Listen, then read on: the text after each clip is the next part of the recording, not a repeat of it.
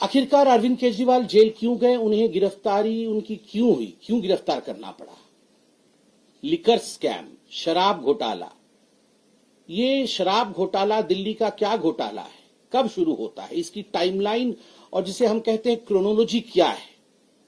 नवंबर 2021 में अरविंद केजरीवाल अनाउंस करते हैं कि हम एक न्यू एक्साइज पॉलिसी अर्थात दिल्ली में एक नया शराब नीति लेकर आएंगे, आबकर नीति लेकर आएंगे, एक्साइज पॉलिसी, जिससे कि जो दिल्ली की एक्सचेकर है, दिल्ली का जो खजाना है, वो करोड़ों रुपए से लबालब हो जाएगा, भर जाएगा और दिल्ली को बहुत लाभ होगा।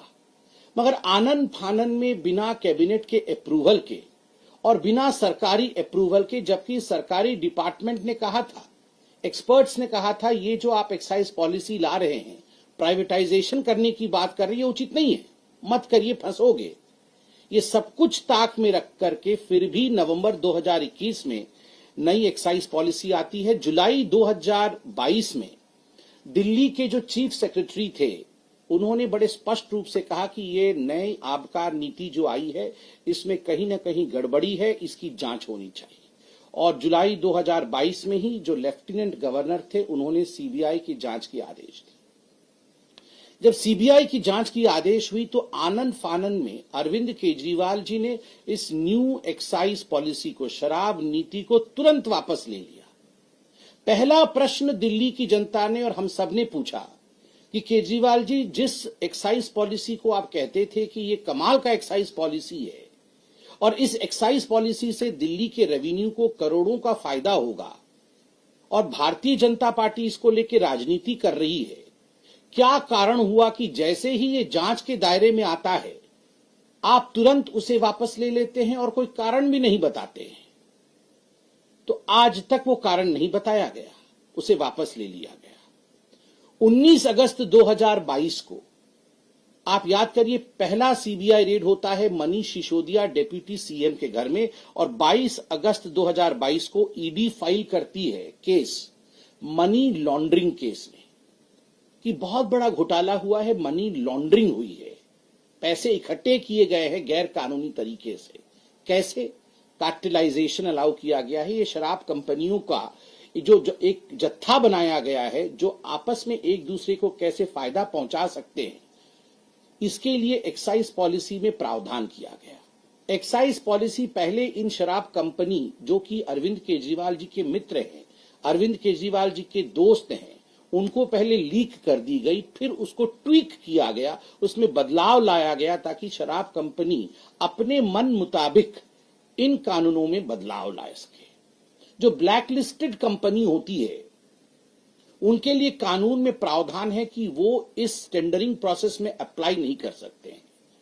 मगर बड़ा दुखद और आश्चर्यजनक विषय है कि न केवल उन्होंने अप्लाई किया, अपितु उन्हें इस पूरे ठेके में शामिल किया गया। केवल इतना ही नहीं, आपको जान के आश्चर्य होगा कि ये हर कोई जानता है, वैसे आश्चर्य आजकल होता नहीं है अरविंद केजरीवाल और भ्रष्टाचार के विषय में सुनने से। जो कमीशन इन शराब ठेकेदारों का बढ़ाया गया, पहले ये 5% पे था, 5% कमीशन ठेकेदारों को दिया जाता था, 12% कमीशन कर दिया गया और इसमें बातें सामने आई कि लगभग 6 से 7% कमीशन बैकडोर एंट्री होकर ये ब्लैक मनी के रूप में आम आदमी पार्टी के जो हमारे कार्यकर्ता हैं, बड़े नेता हैं, उनको दिया गया है। करोड़ों रुपए इस माध्यम से दिए गए हैं। इसके लिए दिनेश अरोड़ा जी इत्यादि आपके सामने जो जिन लोगों ने ये किया है, वो अप्रूवर भी बने हैं और उनकी स्टेटमेंट आज पब्लिक डोमेन में है। मार्च 2023 में अंततोगत्वा मनीष सिसोदिया की गिरफ्तारी होती है ईडी द्वारा। अक्टूबर 2023 में इसी केस में संजय सिंह जी की भी गिरफ्तारी होती है और अक्टूबर 2023 में ही समन भेजा जाता है, पहला समन अरविंद केजरीवाल जी को, कि अरविंद केजरीवाल जी, प्रथम दृष्टिया प्राइमा फेसी ये लग रहा है कि मनीष सिसोदिया भी इन्वॉल्व है, संजय सिंह भी इन्वॉल्व है और कहीं ना कहीं जो स्टेटमेंट्स आ रहे हैं, चाहे वो विजय नायर जो कि कम्युनिकेशन हेड हैं आम आदमी पार्टी के, और बाकी जो ठेकेदार जो अप्रूवर बने हैं, उनके स्टेटमेंट से लग रहा है कि आप भी इसमें हिस्सेदार हैं, तो आप आइए और हमारे सामने पेश होइए। आपको ये हम लिबर्टी देते हैं, आप अपने विषय को रखिए। समन नंबर 1 जब अक्टूबर 23 को आया, तब से लेकर अब तक 9 समन आए हैं। आश्चर्य का विषय है, एक भी समन में अरविंद केजरीवाल नहीं जाते हैं। अरविंद केजरीवाल जी की वो सेंस ऑफ एंटाइटलमेंट रहती है और वो बार बार कहते हैं कि ये इलीगल है, ये समन इलीगल है। इस समन के आधार पर मैं प्रस्तुत नहीं होऊंगा। मैं कोई छोटा मोटा व्यक्ति नहीं हूं, मैं मुख्यमंत्री हूं, मैं बहुत बड़ा व्यक्ति हूं, मुझे कैसे समन किया जा सकता है। आज गुरूर टूटा है। इस देश का कानून कहता है, चाहे मुख्यमंत्री हो चाहे आम आदमी हो, यदि आपने कानून के मुताबिक काम नहीं किया है, कानून को तोड़ा है और समन किया जाएगा, तो आपको समन का सम्मान करना है, आपको आके प्रस्तुत होना है। अरविंद केजरीवाल नहीं आए। बीच में क्या हुआ आप देखिए। मनीष सिसोदिया और संजय सिंह, इन सारे विषयों को लेकर कई बार, ऐसा कोई कोर्ट हिंदुस्तान में बाकी नहीं है जिन कोर्ट में सुनवाई नहीं हुई इनकी बेल को लेकर और शराब घोटाले के विषय को लेकर। मुझे लगता है हम तो पॉलिटिकल पार्टी के प्रवक्ता हैं, हमारे ऊपर बायसनेस का आरोप लग सकता है कि चलिए आप बीजेपी से प्यार करते हैं, आम आदमी पार्टी आपकी ओपोनेंट है, आप तो बायस्ड बयान देंगे। But the courts are not biased. I have statements of the court in my hand. What does the court say in case of Sisodia's bail? Mr. Sisodia played the most important and vital role in the criminal conspiracy and had been deeply involved in formulation as well as implementation of the said policy to ensure achievement of objectives of the said criminal conspiracy. Court कहती है कि जो सिसोदिया साहब है, एक criminal conspiracy हुआ दिल्ली की जनता को लूटने का, और इस क्रिमिनल कॉन्स्पिरेसी में सिसोदिया साहब संलिप्त है। सिसोदिया साहब को बेल नहीं दिया जा सकता है और क्रिमिनल कॉन्स्पिरेसी में वो अक्यूज्ड है। आप सोचिए, ये दिल्ली की कोर्ट कहती है, ये छोटा विषय नहीं। दिल्ली हाईकोर्ट क्या कहता है? दिल्ली हाईकोर्ट कहता है allegations are very serious in nature.